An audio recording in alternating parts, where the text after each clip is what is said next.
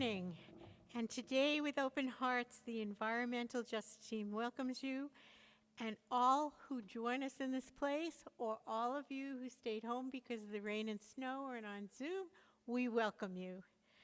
We thank the Wascu and Tanama peoples who have stewarded this land from time immemorial, and the Paiute who joined them at Warm Springs. We thank the ponderosas and the mountain mahogany, the junipers, the white-tailed deer, who gave humans so many gifts, and the beavers who helped create the riparian ecosystem. We, as newcomers, have crafted a sustainable and sacred place here at the UUFCO, where the mountain chickadee blesses us with its songs and where we thrive to build a respectful, loving, and just community. We also thank each and every one of you here and on Zoom for your presence.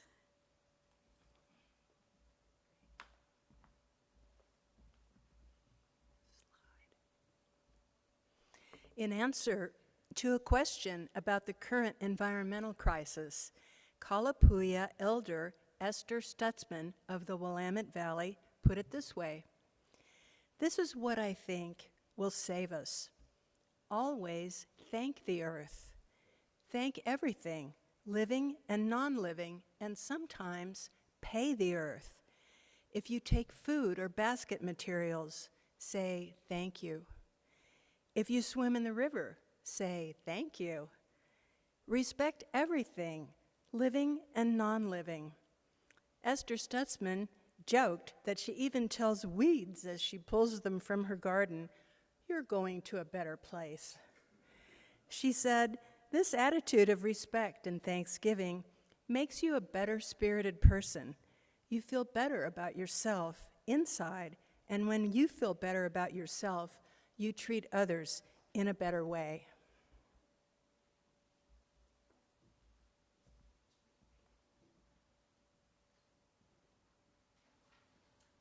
We invite you to sing along at home or here in the sanctuary.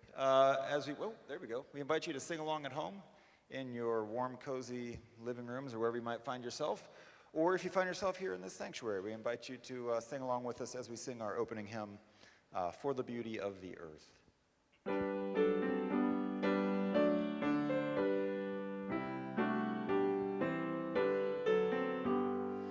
For the beauty of the earth, for the splendor of the skies, for the love which from our birth over and around us lies, source of all to thee we raise this our hymn of grateful praise. For the joy of here and I, for the heart and mind's delight, from the mystic harmony, linking sense to sound and sight, source of all to thee we raise this our hymn of grateful praise. For of each hour of the day and of the night, hill and vale and tree and flower, sun and moon and stars of light, source of all to thee we raise this our hymn of grateful praise. For the joy of human care, sister, brother, parent, child, for the kinship we all share, for the gentle thoughts and mild, source of all to thee we raise this our hymn of grateful praise.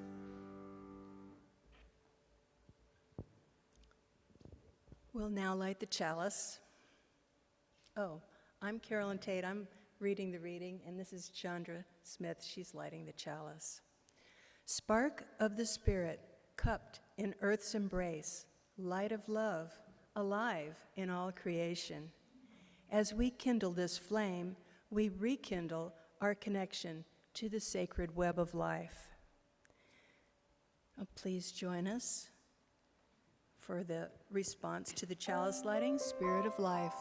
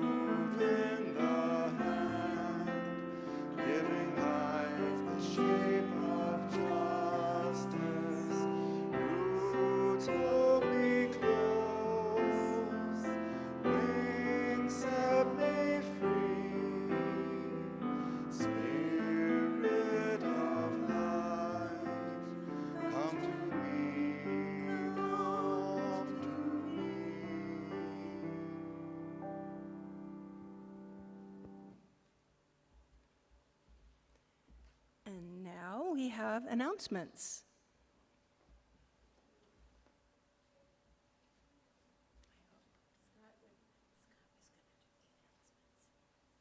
Will I be able to do this? Okay, great. I'll turn this. Hello, everybody.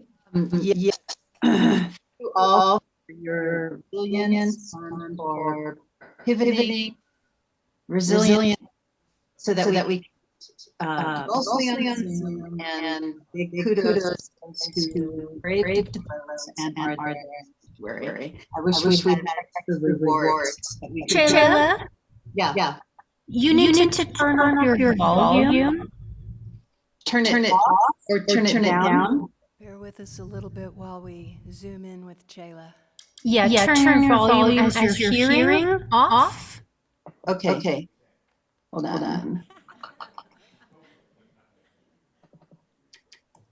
Is that pick up? Is okay. So let me see, because I turned off the external speaker. I don't know what to do, because if I use this volume, okay, let me turn this down a little. So this is okay now? It is okay. Okay. Hello. Here we are. And again, thank you for just being with us, and we are punting as we go. So I have the announcements today. I'm Chayla Sloper, the Congregational Life Facilitator, and this is what's going on in the life of the congregation.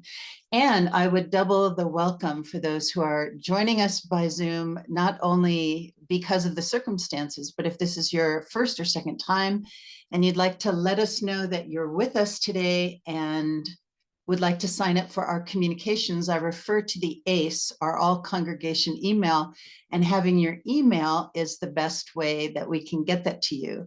Now, if you have seen on the website that if you wanted to be on the list for any cancellations or snow days or whatever, we would need to have your phone number as well. So some of you, we just have your email addresses.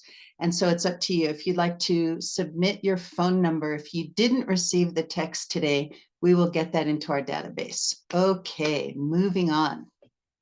So I do want to shout out the homeless outreach folks and what they did last weekend. I know we said it last weekend, but they have just done a remarkable job in trying to alleviate the suffering of our houseless neighbors during the storm conditions last weekend. I have just been, still feeling a lot of pride for them.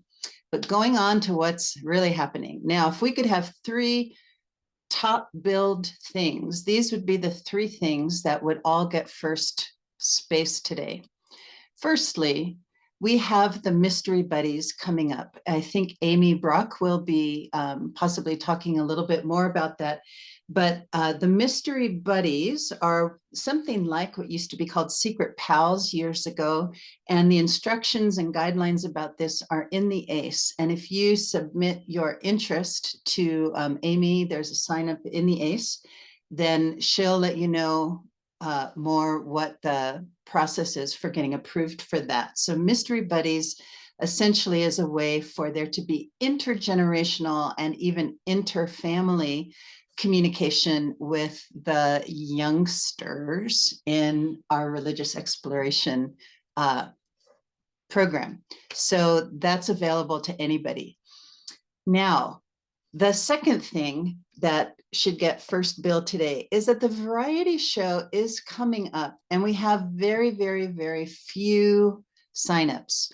This is supposed to be a week from this Friday, which means that next Sunday, January 28th, is going to be the deadline for signing up. And this is for the spaghetti dinner. And yes, we would have gluten-free and dairy-free options, and participating in getting the dinner out and taken care of, as well as the show. So if you've been waiting and feeling shy, please go to the ACE and submit your act for the variety show. We'd really love to have this year. Again, that'll be on Friday, February 2nd. There is a dress rehearsal and our tech check the day before, also at 5. The dinner's at 5. The show will start probably around 6. And so there's more information about that in the ACE as well. And then the last thing that gets first bill today is the Article 2 discussions. Our Widening the Circle study group is interested in this work, and they have provided a way for us all to be involved in discussing it sounds really arcane, but language that's in the Unitarian Universalist Association bylaws are up for revision. This is supposed to happen every 15 years or so. And the sign up is in the ACE. There will be a sign up also at the fellowship at the kiosk. And 2 of the values, the new proposed values, will be discussed at every discussion time. So you can sign up for all of the discussions. And we encourage everybody who is interested in this, whether you're a member already, whether you're a friend, whether you're considering membership, or whatever. We just think it's a great opportunity to be involved in this really important work. And then ultimately there will be a vote at the General Assembly that will be in June. And General Assembly will also be on Zoom this year to accommodate more people attending. Anyway, that's a lot of information. There's all these things in the ACE. Okay, then this week we have the Gen XYZ. Gen XYZ will be meeting on Thursday. And we also have an LGBTQ plus group forming now. We're still getting details about when the first group will actually meet in person, and it's meant to be a social group. You can email lgbtq@uufco.org if that is the group that you want to join. And so, thank you again for everybody who braved the streets, and thank you for everyone who has expressed their gratitude that we could also meet in this way, connecting through the ethers. So it's nice to see you all. Let's not form a habit, but blessings on your day.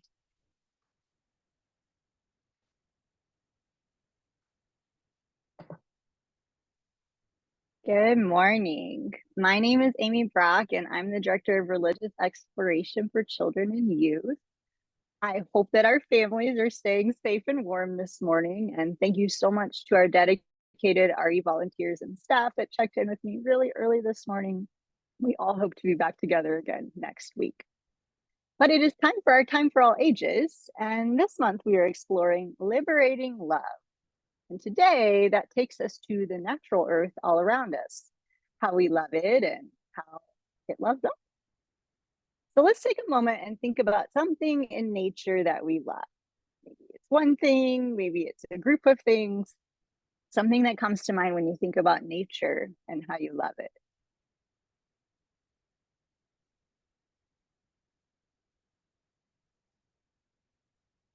One of the things that I love about nature is water. So I wanted to share an adapted version of a story called The Parable of the River. The original version is thought to have been written by Desmond Tutu, who was an South African bishop. Let's go. One day, some villagers were walking along and they noticed that a once vibrant river looked slightly murkier than normal. And there was some trash resting along the riverbanks. The villagers tried to clean it up quickly, and the trash in the river still was there. They kept thinking that they had picked it all up, but day after day, the same villagers noticed more trash, and sometimes they even noticed some lifeless fish in the river. The village eventually became cut off from their water source because all of the trash built up and blocked the flow. So they organized themselves quickly and they set up some watchtowers and they trained some teams of swimmers to be able to clean out the debris quickly so that they could get the water back. Soon people were working 24 hours a day to keep up with all the trash that was coming in. But even though they worked so hard, all of it could not be removed from the water. And this continued for months. Those cleaning the river were thanked by many for their hard work, including the village priest. One day, a young girl was playing by the riverside and saw all of this pollution in the river. Where is all this trash coming from? She thought. She was with her grandfather. He heard her question. He said, I don't know, but I would imagine that it's probably up the river somewhere because we are down at the bottom of the river. Thought the girl. Why don't we go up the river to see where the trash is coming from? Her grandfather thought it was a good idea, and so they told the village elders about it. The elders listened, but they weren't so sure it was a good idea. They said things like, if we were to go upstream, who would keep cleaning the river? And we need every concerned person to stay here to take care of the trash. And some even said, don't be ridiculous. It's too hard to travel upstream. The girl felt really frustrated with the lack of support from her community elders. She said, but don't you see? If we find out who's polluting the river, we can stop them and there will be no more trash and the water will be clean and the fish will be healthy. But the elders said no. They said it was far too risky and that they needed everyone to stay and help clean up the river. And so the trash just kept pouring in day after day until the girl decided that she would go upstream herself to the source of the trash, even if no one would help her. When she arrived upstream, there was a mountain of trash from a nearby village that was falling into the waterway and going down to the villages below. She let the people of that village know that their trash was getting into the river, making the fish sick and stopping the flow. And the people from that village were so thankful that she told them, and they went to work really quickly to stop it from happening. They found a fence to contain their trash, and they made a net to catch any that was already in the water, and magically, the trash stopped flowing down the river, and everyone was happy to have healthy water again. A love that is liberating understands that everything, everyone is connected to each other. And if the water isn't healthy, then the earth and the plants and the animals and the humans aren't healthy either. Sometimes it can seem like the work we do to clean up things might not matter. Things like recycling, using less plastic, or picking up pieces of trash. But as we saw in our story today, big changes sometimes start with small ideas, and everything and everyone matters. And so ends our story today. Before I share Children's Covenant, I want to follow up on what Chayla said about Mystery Buddies. I'm so excited about it. So Mystery Buddies is an opportunity for everyone of all ages to connect. If you like to write or draw, it will be so fun for you. It's a mystery because you don't find out who your buddy is until the end. So it'll be a few weeks where we're exchanging letters, and then at the end, you get to find out who your mystery buddy is. You do need to sign up by February 4th because we need to pair you with your buddy that week. And you can find the sign up in the ACE or if you have trouble accessing the ACE, feel free to email me and I'll send you the link to that forum. So we hope you participate, and I'm excited to explore this with all of you. Now we will say our children's covenant together.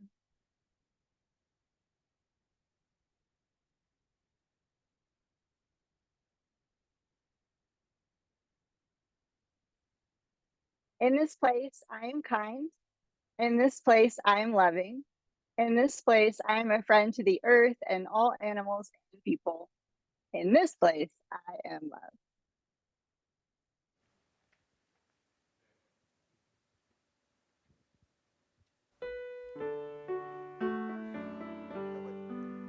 Have we said the covenant? Have they said the covenant yet? We'll say the covenant. All right. Say the covenant to yourself in your head, I guess. All right, we're going to sing I Know This Rose Will Open. I know this rose will open. I know my fear will burn away. I know my soul will unfurl its wings. I know this rose will open. Twice more. I know this rose will open.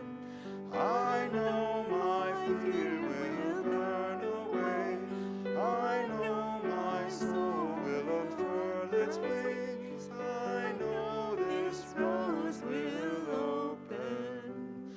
I know this rose will open. I know my fear will burn away. I know my soul will unfurl its wings.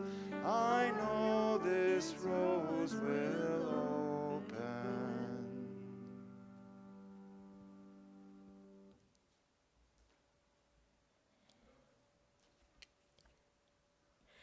Now we ask you to open your hearts and offer your support to this fellowship so that together we can build the programs and the space that will nourish us all. You can give through the text or through the website. All your gifts are welcome. Thank you.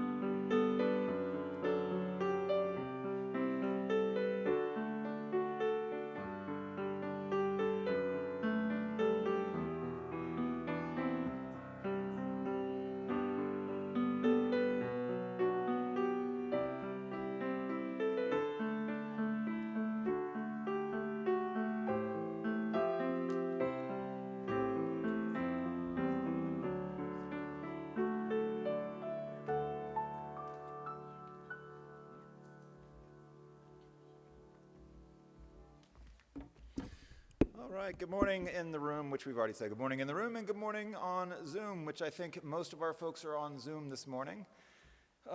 We're glad that you could join us in any way possible this morning. It's good to be together, no matter how it is we are together, through the amazing miracle of technology or good old-fashioned being in the same room. Well, one of the things we do as a congregation is share our joys and sorrows with each other.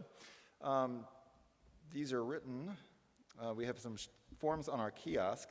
We have none in our room, I don't believe, but I did get some via our Joys and Sorrows and Gratitudes email that is available on the website. And so our written joys and sorrows this morning come from Barbara Beltzer.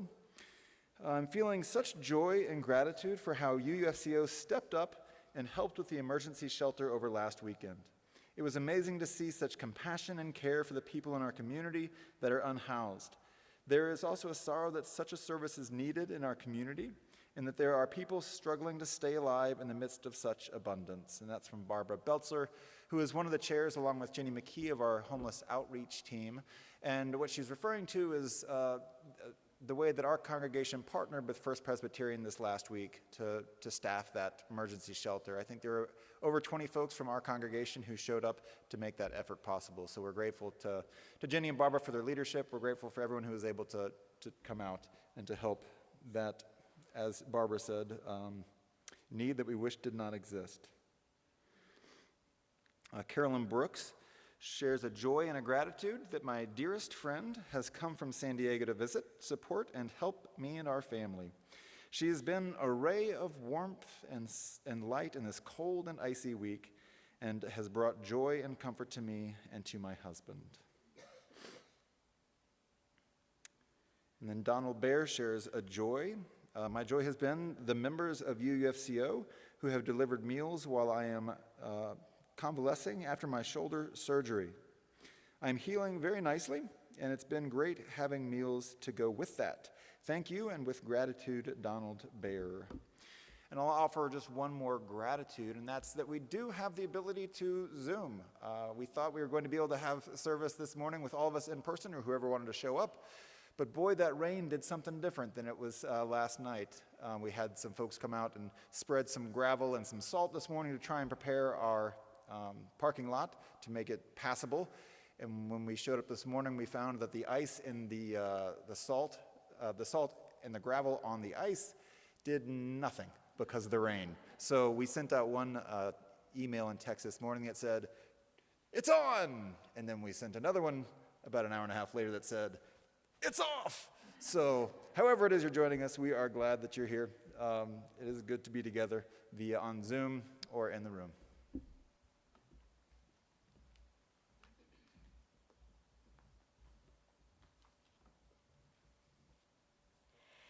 In place of the prayer, we'd like to share a poem with you. The poem is by Elizabeth Woody. She is of Yakima, Warm Springs, Wasco, and Navajo descent, and is an enrolled citizen of the Confederated Tribes of Warm Springs. Elizabeth Woody served as Oregon's Poet Laureate from 2016 to 2018. Her first book of poems, Hand into Stone, won the American Book Award. This poem is called Shells on Stones, and it's in place, and it is a form of a prayer. We left shells on stone. My family's hands moved to release shells, the memory of origin. We wear these elements as necessary times for strength. We remember how helpless we were, leaving our beginning, not knowing, not expecting our tasks to be of immense concentric rings. Water is always present. The salmon in the season of warm winds, the roots in spring, huckleberries, deep-colored and round, roll into exquisite basket with deep mountain designs. The fir burrows over the berries for coolness and fragrance. The red choke fairies hang as if heavy with snow, bittersweet to the tongue. The deer walks quietly in our lives.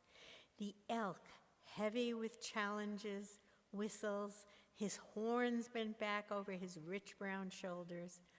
Our bodies contain all of these rings and motion.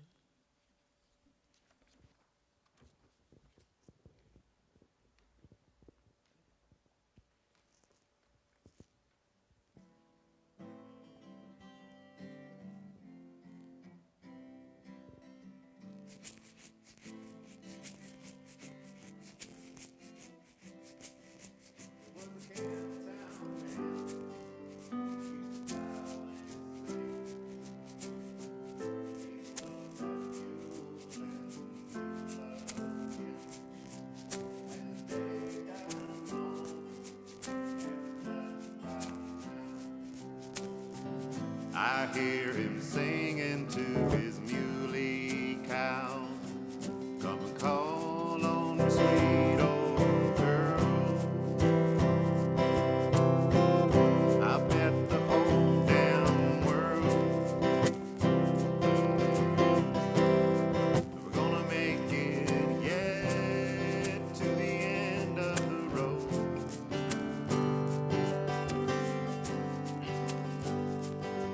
Singing hard times ain't gonna rule my mind.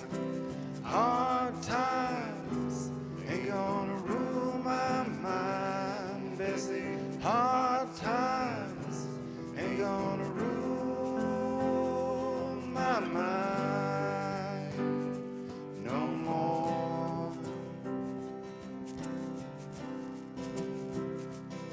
Said it's a mean old world, heavy in need, and that big machine's just picking up speed, and we're slipping on tears, and we're supping on wine. We all get to heaven in our own sweet time. So come on, you Asheville boys, turn up your old time noise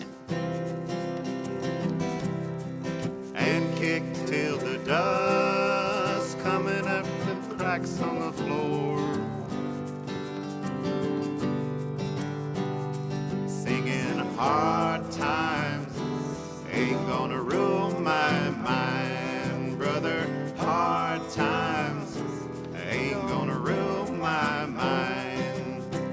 Hard times ain't gonna rule my mind no more.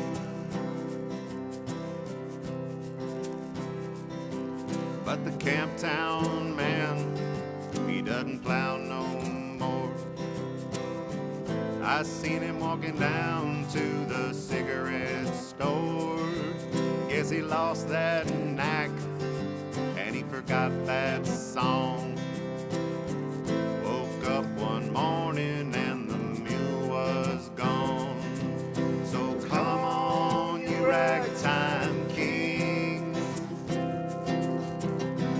come on, you dogs, and sing,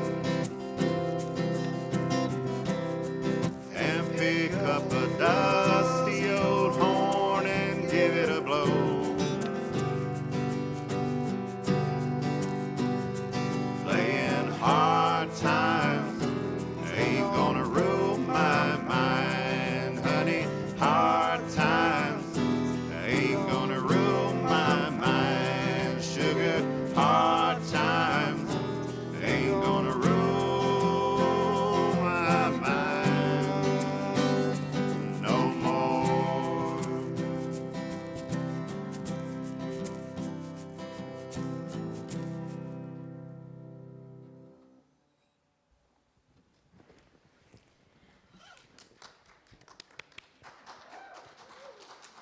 Thank you.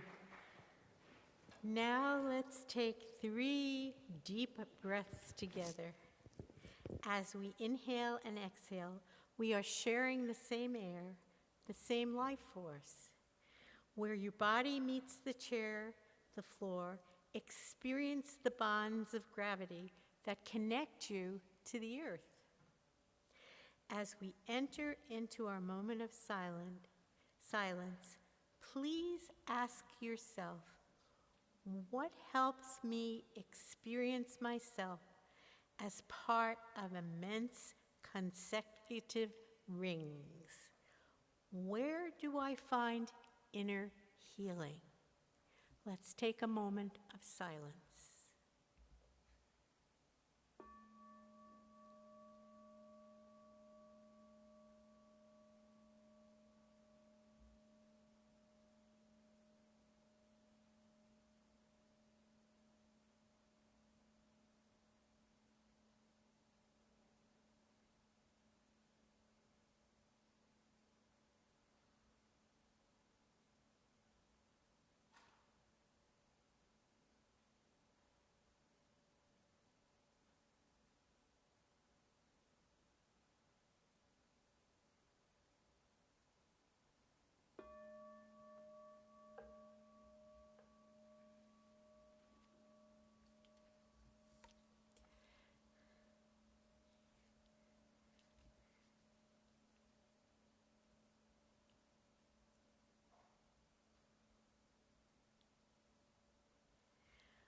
Our speaker today is Carolyn Tate, a professor emerita at Texas Tech University, where she taught ancient American art history. She published books and curated exhibitions on the ancient Olmec, Maya, and Aztec. What brings her to UUFCO is the opportunity to explore diverse spiritual ideas within a committed community.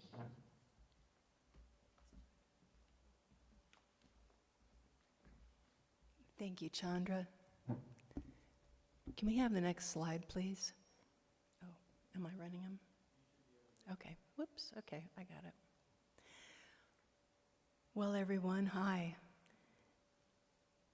Ask nearly anyone at UUFCO when they experience joy, when they feel connected, and when they see the possibility of healing. And at least part of their answer will be, when I'm in nature. Nature so often gives us gifts of renewal and well-being, and somehow when we experience these, we feel at one with nature. But what do we mean by nature?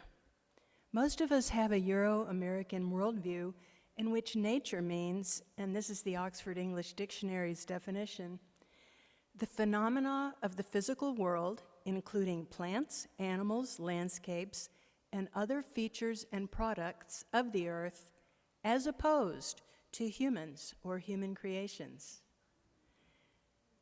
The features and products of the earth. Isn't this a heartless way to refer to our home, our bringer of joy and peace, and our sustainer? Earth gives generously. She feeds 8 billion humans and a dwindling number of animals.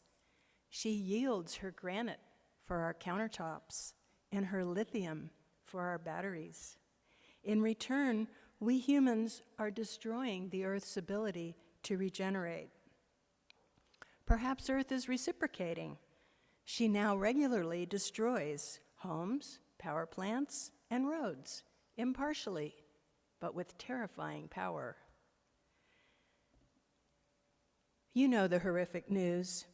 The effects of climate change are coming faster and are more pervasive than predicted.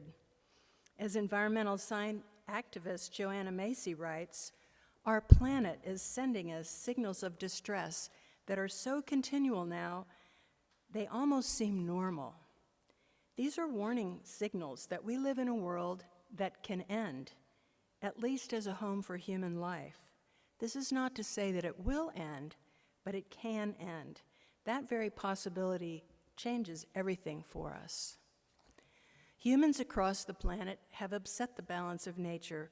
We've taken Earth's gifts without considering what the effects on other life and on the Earth will be, and we have not realized that Earth, however vast, is a finite system. And while we readily take the gifts of Earth, how have we thanked her? Do we, as inheritors and creators of Western civilization, ever consider paying back the earth for all she's given us? One culture that generated a complex pantheon in order to acknowledge the many give-and-take relationships among living things was the Aztec. They got a very bad rap in history, but you must realize that this history was written by the conquerors, in particular Christian invaders and missionaries. They wrote of the beauty and orderliness of the Aztec world, even as they set about destroying it. In recent decades, scholars have translated many manuscripts drawn by Aztec specialists in the 15th and 16th centuries. These books reveal that the Aztec organized their lives around a constant commitment to reciprocity, to maintaining a dynamic equilibrium of energy in the world. They saw time and existence as moving in interwoven cycles, large and small.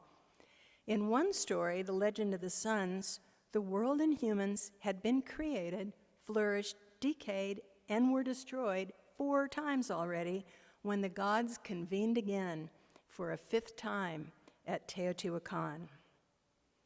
That's a slide of Teotihuacan. With great effort, they created a 5th world, but it didn't move. Time measures motion, and with no motion, time had not yet begun in the 5th world. The gods realized that energetic resources were finite. In order to have such a creation come alive, something had to die. They all looked at each other, pointing fingers. He should go. No, she should go. Until the lowliest god made the most noble sacrifice and jumped into the sacred chalice of fire. Then the winds began to howl, the rivers flowed, and the world set off on its journey across the sun. Eventually, plants and animals flourished on the face of the earth. The gods, however, had intended there to be a human creation. They wanted beings who could honor their creators. So they asked the plants and animals to sacrifice themselves so that humans could survive. Once humans were born, they enjoyed the beautiful lands and waters and ate the plants and animals, but they sensed the gods' displeasure. So they thanked the gods and offered their own blood to the earth and the waters and sky, and in this way the gods had the energy to keep creation going. So it was a cycle. The gods fed the earth fed the humans closed the circle. As you can see, the Aztec didn't sacrifice insignificant things.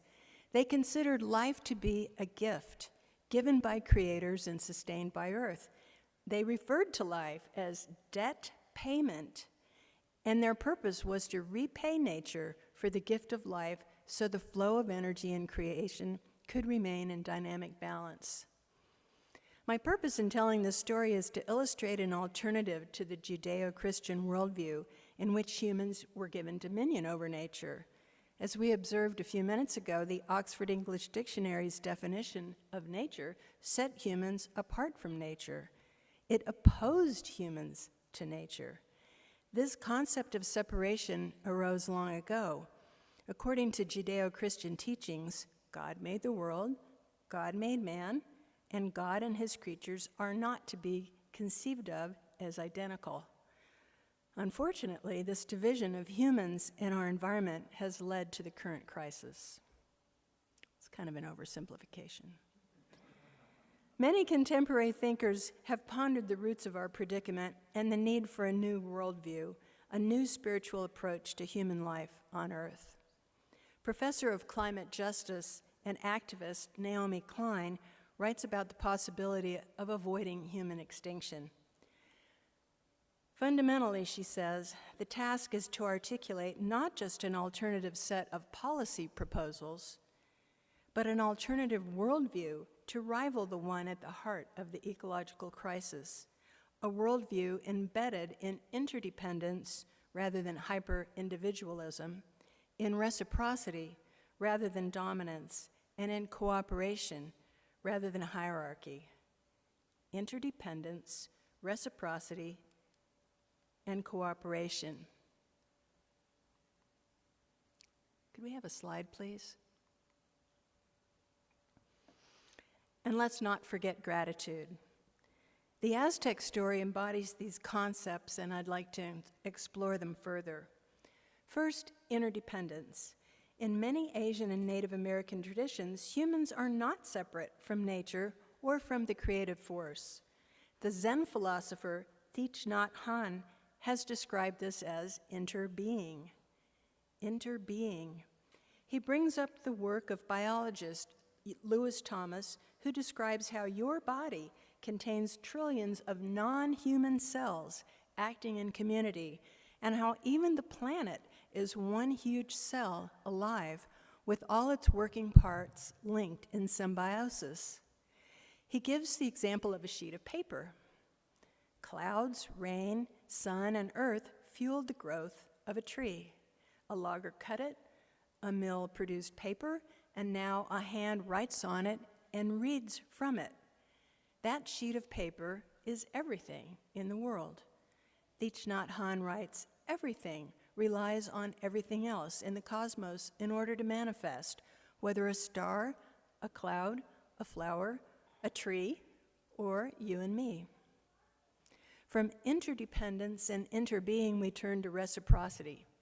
Now, Robin Wall Kimmerer of the citizen band Potawatomi, the author of Braiding Sweetgrass, explores the interplay of reciprocity with gratitude. When humans open our hearts to offer gratitude to Earth, we know on a deep level that our existence depends on Earth's gifts, her fibers, foods, metals, and creatures. Robin Kimmerer says, gratitude propels the recognition of the personhood of all beings and challenges the fallacy of human exceptionalism, the idea that we're somehow better, more deserving of the wealth and services of Earth than other species. Gratitude opens the heart to love and to contentment as well. It can lead to feeling we have enough. It can foster self-restraint and can encourage us to take only what we need.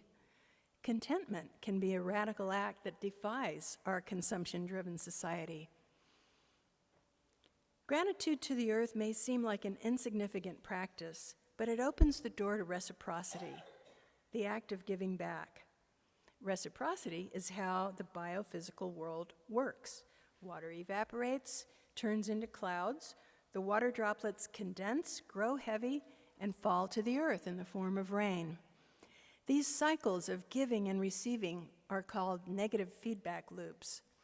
Reciprocity among the processes and parts of Earth produces a dynamic equilibrium, and life flourishes within this equilibrium indefinitely. But when interactions spin away from balance, radical change occurs, often to the point of no return. So how can we humans reciprocate the gifts of Earth? Among Robin Wall Kimmerer's suggestions are these. We must play by the rules, the laws of thermodynamics. Unlimited growth is not possible. It leads to the point of no return. Secondly, she says, industry and technology have seized the reins of our planet's survival. We can insist that our economies align with ecological principles and interbeing. And thirdly, ecological restoration is another gift we can give to Earth, and we're grateful that here in Central Oregon, various organizations are actively engaged in this process. Our society has granted legal personhood and free speech rights to humans and corporations only. But as interbeings, we can insist that rivers, spotted frogs, and minerals have rights. A declaration of the rights of Mother Earth was proposed in the UN nearly 70 years ago, but awaits action. Granting personhood to these special places and beings won't save us or Earth's biosphere, but it points to an incipient change in our collective understanding of our relationship with the Earth. The problem is that none of these changes can be brought about by individuals. They all require the kinds of societal shifts our sources are talking about, and to transform the ethical and spiritual bases of our societies requires cooperation. As Naomi Klein wrote, fundamentally, the task is to articulate not just an alternative set of policy proposals, but an alternative worldview to rival the one at the heart of the ecological crisis, embedded in interdependence, reciprocity, and cooperation. Now, cooperation means the process of working together to the same end, and working together requires a coordinated group, a community. If you were all here, we could look around and see that we all have a community. And our community at UUFCO is committed to honoring the interdependent web of existence of which we are all a part. So now the question becomes, how can our UUFCO community find the strength and wisdom to know how to approach our ecological crisis? To answer this, we want to introduce a concept that's been developed by several American Buddhist teachers and organizations called the 3 Pillars of Eco-Dharma. Let's see if I can change the slide. Didn't work. Can you change the slide? Now, eco stands for ecology, the interconnectedness of all phenomena and the realization that humans are embedded in nature and the web of life, one of our UU principles. And dharma is a Sanskrit term referring to a right way of acting for the good of all.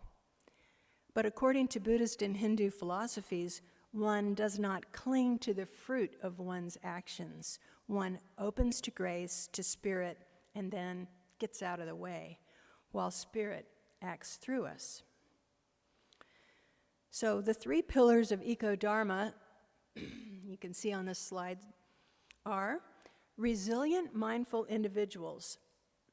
Here's an example.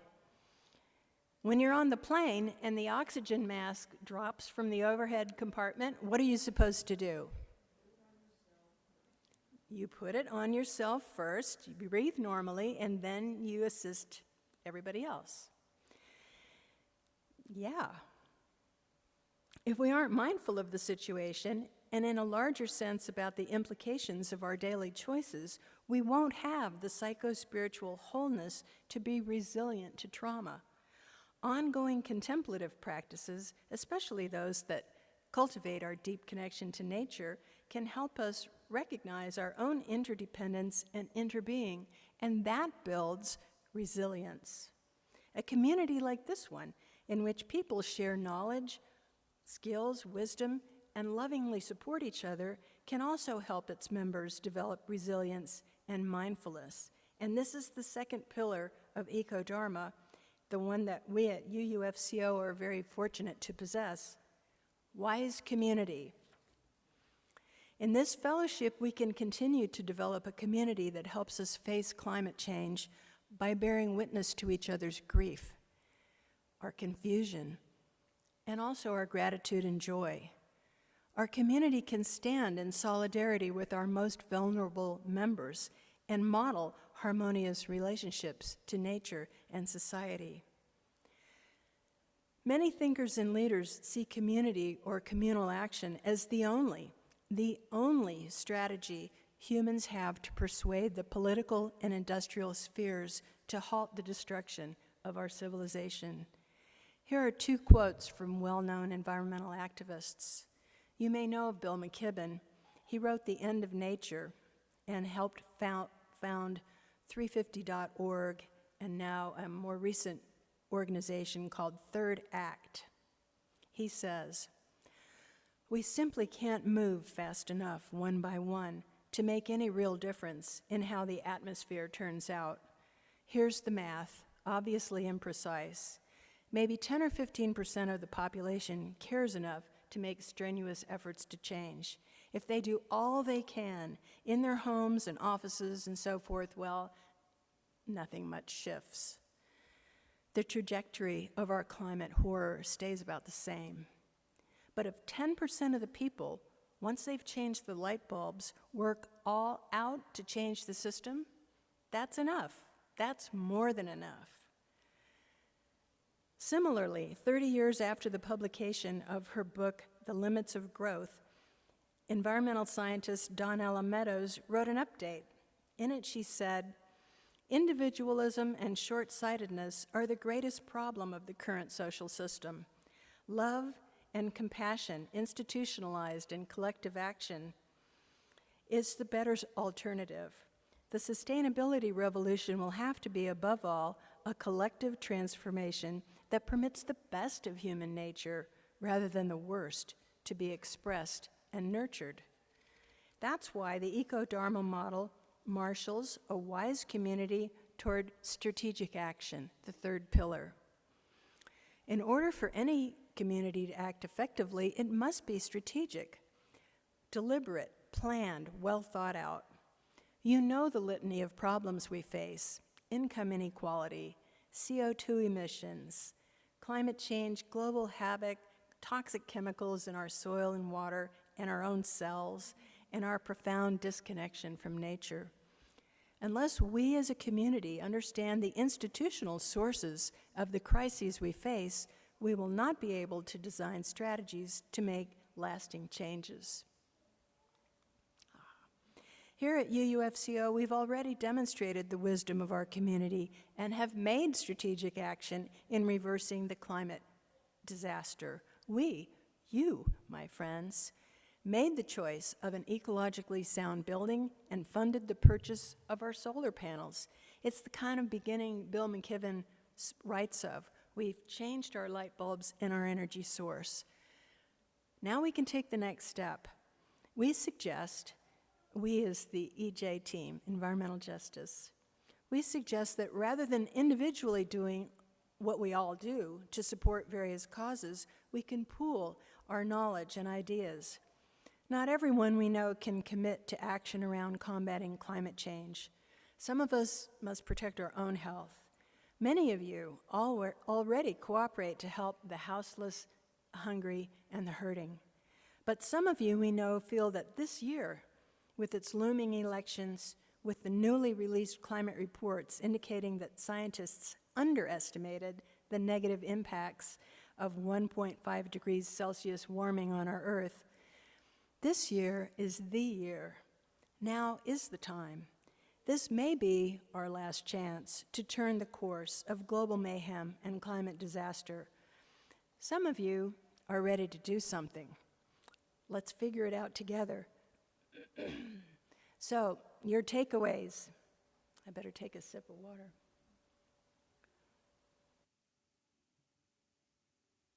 Western Civ needs a new worldview embedded in the concept of interdependence. As we find our way into the future, we can take reciprocity and its cousins, gratitude and love, as our guides. Together, through cooperation and community, we can insist that our economies and institutions align with ecological principles and interbeing. Doing this would be an expression of eco-dharma, an appropriate way of acting in the face of climate disaster that aims for the good of all, including our generous Earth.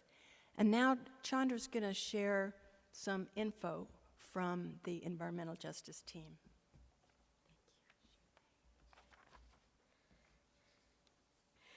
The Environmental Justice team invites you to engage as we use the power of our large, wise community to effect positive change with love. Already some events are planned. We invite you to attend the Ecumenical Ministries of Oregon's 11th Annual Oregon Interfaith Earth Summit right here at UUFCO on Sunday, February 4th from 1 to 5. It will have a virtual statewide session. Last year, this was very interesting, and also group discussions about community resilience and climate rights. The registration fee is $25, and the EMO website and at the door. On February 11th, in the Linus Pauling Room after the service, UU members Alice Alshoff and Bo Bonito will bring us up to speed on the new green burial options available in Oregon and the Northwest. The Environmental Justice Team would like your input as we explore several organizations that take climate-related action on local, state, and national levels. Which seems most effective? Are you interested in hands-on activities like planting native plants with the Deschutes Land Trust? Or are you ready to get trained as a respectful environmental lobbyist and ask our members of Congress to work together to safeguard our planet? We want to gauge your interest, have some discussions, and form a plan for UUFCO strategic action. As Bill McKibben says, but if 10% of people, once they've changed the light bulbs, work out to change the system, that's enough. That's more than enough. Thank you.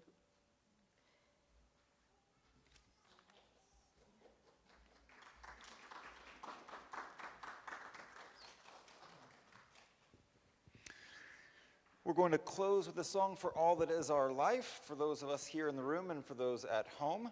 And I'm going to teach you the trick to this song. It's got this weird timing thing at the end that's always very confusing. And the trick is, when it says to build the common good, you'll hear Debbie and the piano go, doodaloo, doodaloo, and that's when you come in and say, and make our own days glad. So it's always tricky, and we generally get it about the fourth verse. So now you've got the trick there, those at home and those in the room. And if you are at home, we encourage you to belt this out. And what's that? Tell them about this screen. Tell, what? If this screen goes out, you can turn Oh, I see. There's another screen behind us here. Yeah, we're having problems with our front projector. Yep. Yeah, and if you're at home, belt it out and make those people in the other room wonder what the heck's going on in your room. We say. For all that is our life, we sing our thanks and praise. For all life is a gift which we are called to use to build the common good and make our own days glad. For needs which others serve, for services we give, for work with its rewards, for hours of rest and love, we come with thanks and praise. For all that is our life, for sorrow we must bear, for failures, pain, and loss, for each new thing we learn, for fearful hours that pass, we come with praise and thanks. For all that is our life,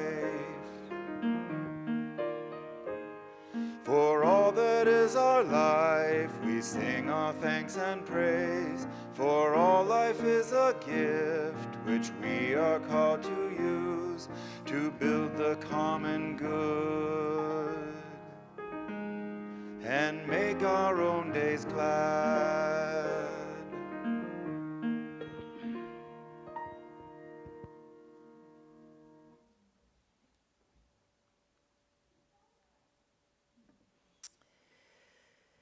And now we're going to extinguish our chalice.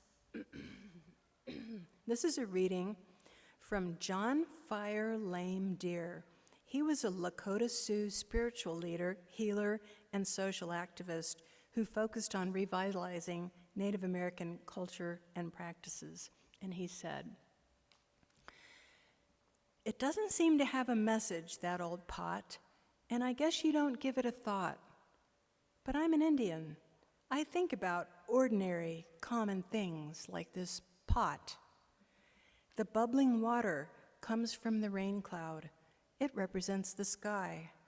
The fire comes from sun and warms us all, humans, animals, and trees. The meat stands for the four-legged creatures, our animal brothers, who gave of themselves so we should live. The steam is living breath.